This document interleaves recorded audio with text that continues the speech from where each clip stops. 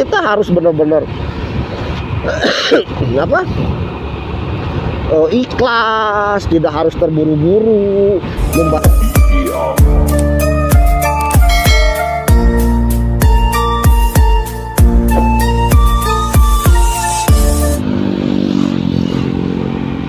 Assalamualaikum sobat, selamat sore, selamat malam, selamat pagi, selamat siang. Gimana kabarnya sobat ya? Semoga sehat selalu ya, panjang umur, dimudahkan rezekinya, dan tidak lupa juga semoga semakin sukses channel-channel para sobat ya. Hari ini kita jalan-jalan lah, menghilangkan rasa suntuk di rumah ya. Mudah-mudahan aja dengan jalan-jalan ini kita bisa terhibur gitu ya. Ya sedikit, walaupun beberapa persen masalah hilang gitu.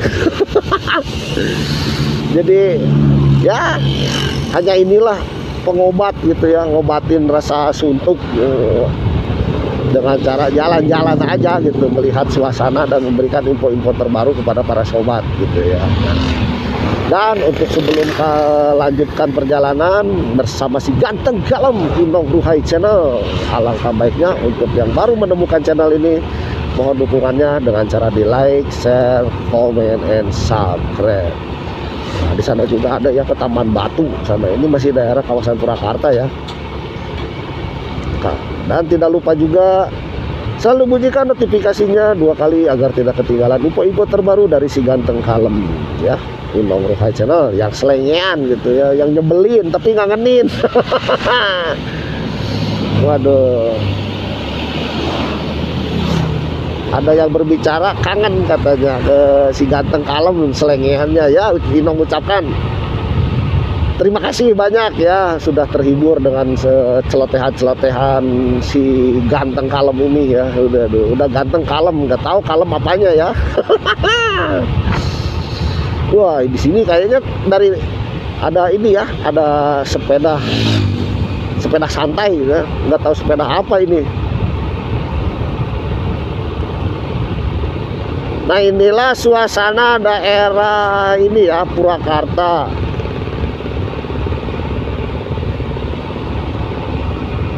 Dengan suasananya, alamnya, ada juga yang lari-lari. Aduh, mungkin buat buat kesehatan ya. Aduh, ada cewek juga pakai motor. Aduh, ruhai pokoknya malah. Semoga ya para sobat bisa terhibur gitu ya. Jadi Inong ingin sedikit berbicara ya. Ada yang menanyakan ke Inong tentang masalah sholat gitu ya, masalah sholat. Dan untuk yang ini ya, untuk yang mengetahui silahkan komen di atas, di bawah, bukan di atas. Kalau komen di atas mah di langit itu ya, mungkin nggak sampai ke Inong. Nah, jadi ada yang menanyakan hal seperti ini gitu, tapi itu temen gitu ya, anggap aja Inong temen gitu, karena ketemu di jalan. Nah, dan sedikit ada yang bertanya gitu, kenapa sih orang gitu ya, ada yang sholat, ada yang enggak gitu.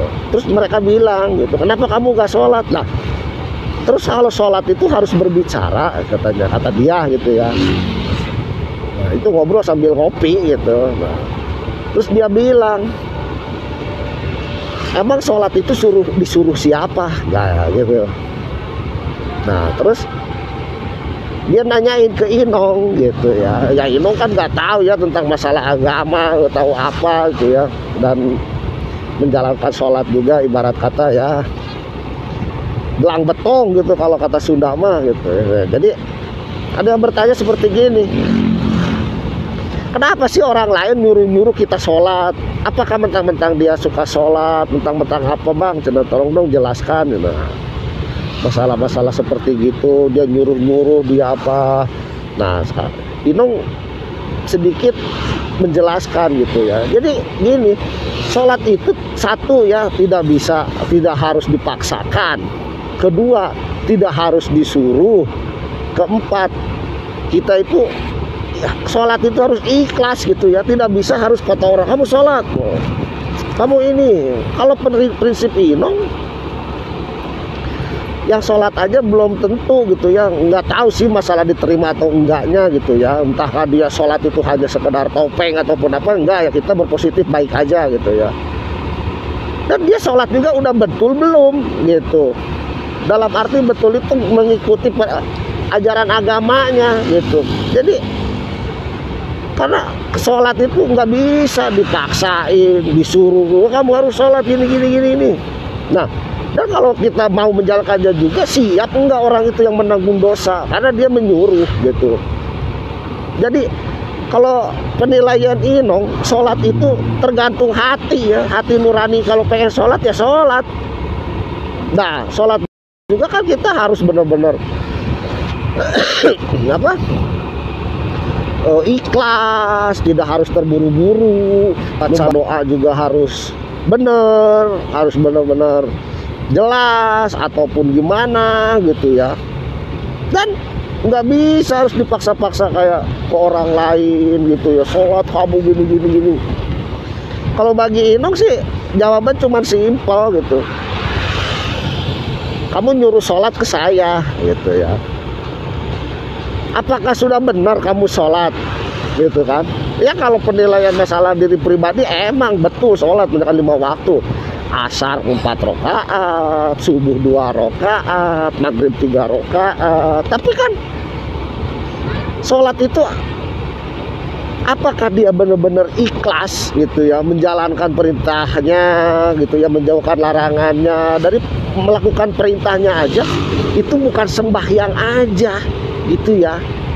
Tapi yang Inong lihat sekarang itu tentang masalah ini ya, masalah ya yang Inong lihat ini ya, yang pribadi gitu, bisa memberikan wejangan terhadap orang lain, tapi diri sendirinya juga belum bisa gitu.